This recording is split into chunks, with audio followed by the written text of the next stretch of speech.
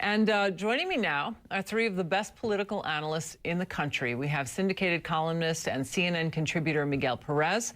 We have columnist for the New York Daily News and host of the morning show on WWRL, also a CNN contributor, Errol Lewis, and editor for OpinionJournal.com, James Taranto. And gentlemen, thank you. It's always a pleasure. One of the great controversies of the week is the Illinois Senate seat, and we have Roland Burris. Actually, he's quoted in today's Wall Street Journal as saying, "I'm a senator, and it sounds good." Let's listen to what else he had to say, and then we'll discuss for a minute. The governor has the constitutional and statutory authority to make the appointment. That's what his responsibilities are, and he has carried out that responsibility. The reason why I accepted it is because this will take a major issue off the table for our state. We will be fully complemented in the 111th Congress when we go into session. Now, this is not about his credentials in any way. It's certainly the attendant political environment that this appointment's being made in, right, James? Yeah, and I think that he is probably right on the law. There was a 1969 Supreme Court case called Powell versus McCormick involving Adam Clayton Powell, a congressman from Harlem, and the Supreme Court said that the House could not refuse to seat him because he had been duly elected. It appears that Burris has been duly appointed, and probably the same precedent would apply. But it sounds as though the Senate is going to try not to seat him, so we may be in for a big legal battle. And I hope that Burris gets in, because I just think this guy is incredibly entertaining. Have you seen the picture of his monument? This guy has bought a funeral plot, and he's built a big monument to himself listing all of his accomplishments. His son is named Roland II. His grandson is named Roland III. His daughter is Rolanda. I mean, this guy has to get out of Illinois. The state isn't big enough to contain his ego. You know, just that we count on you for the personal touch. But, you know, it really, you know, you bring up this point that, you know, Democratic aides on Capitol Hill say they're going to ask the doorkeeper and sergeant-at-arms to block him next week. Errol? Yeah, a very undignified spectacle could happen, and it's really unfortunate because, as James said, I mean, the man's been duly elected. I mean, going back to Powell, appointed, but back to Powell versus McCormick. By the time they straightened that out and went all the way to the Supreme Court, 2 years had elapsed, and Adam Powell had to run for office all over again. So what the game is here, and they're pretty upfront about it, is that they just want to delay this whole process. They know they don't have the law on their side. The opponents of Rod Blagojevich want to delay this until they can impeach him, make the appointment moot, and send Roland Burris on his way. And he and the people of Illinois deserve a lot better than that. You know, it does seem a little bit unfair to the state of Illinois to be playing games with the Senate seat, but I have to say the political games are always legitimate, right? But it's unfair to the American people. I mean, look, you know, Roland Burris just said, take a major issue off the table. We have much more important problems in this country to be worried about whether this guy gets seated or not. And the Democrats are making a complete fools of themselves by taking this on, making a spectacle of it. They should have just said, okay, look, legally the guy is in, we'll have to wait 2 years, let's have an election in 2 years, and let's just let it rest, instead of making a big spectacle that only shows how disorganized the party is, and in terms of, you know, divided they are. And here's the Democratic fighting with itself right now. Yeah. The Democratic Party. You know, we thought we would see a little bit of smoothing over of the process once the election is over, but it seems it's at election intensity right now.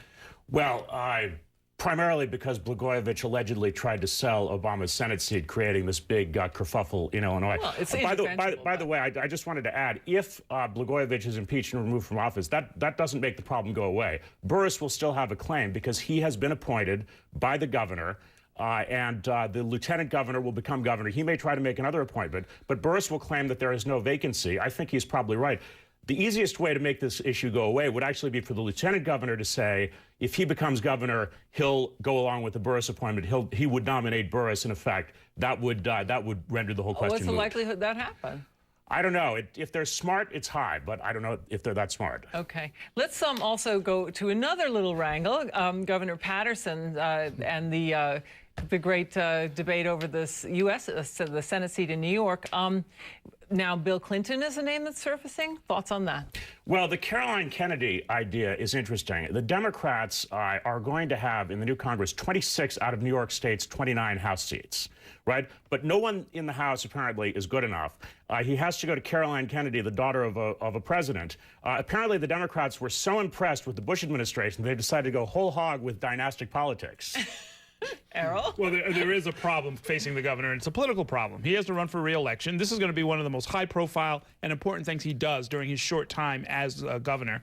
And it's not entirely clear that, although there are a lot of long-time congressmen and women in the New York delegation, the reality is it's the most expensive media market in the country. You have to, it's really just a whole different kind of I mean, to try and run 19 million people in this state, big expensive media markets, you've got to get all over the place. It takes a lot more to suddenly move up to that level. Patterson is looking for somebody who can fill the bill, who can take on that very large amount of political responsibility on short notice. And Caroline Kennedy is one of only a few people in the state who fit the bill. Miguel, we're going to hold your very important thought for just a minute. We're going to take a quick break. We'll have more with our panel in just a moment. First, a reminder to vote in tonight's poll. And our question was, do you agree with the Senate Democratic leadership's decision to block Roland Burris from taking over President-elect Obama's Senate seat? Yes or no? Cast your vote at LouDobbs.com, and we'll bring you the results in just a few minutes. Now, coming up at the top of the hour, we have Campbell Brown, no bias, no bull, and Randy Kay is sitting in for Campbell Brown. Randy, what are you working on? Hi there, Kitty. Coming up, will the dawn's early light in Gaza show Israeli tanks and soldiers on the move? We'll have all the latest on the Gaza crisis, including President Bush's forceful declaration on who is to blame.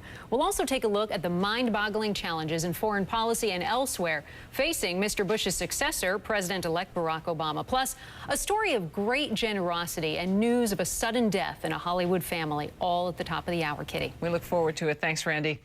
Just ahead, Heroes, our tribute to the men and women who serve in this country in uniform. And tonight we have an emotional story of one Navy SEAL and his courageous battle to recover from his wounds. Stay with us.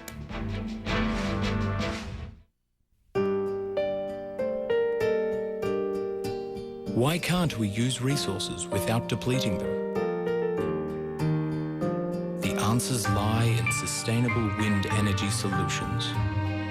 Therefore, Suzlon, powering a greener tomorrow. Valkyries in effect. This is a very cool story, one that very few people really know. We have to kill Hitler. It's about taking down the greatest evil ever known from the inside. Valkyrie, rated PG-13, now playing only in theaters. I'm Mark Goldston, Chairman and CEO of Net Zero. Here's a plan for America's broadband users to save $16 billion a year and $300 individually. Switch to Net Zero dial-up at $9.95 per month. Call 1-800-NET-ZERO or go to netzero.com. Nancy Grace states her case every night on HLN. Brainwashing BS. Witness Nancy Grace every night 8 and 10 Eastern on HLN. Okay, let's do it. Stand by, Wolf. Stand by, everyone. Come to me. Here's my cue. Music. Hold. Straight to you, Wolf. Hold you there on track, go.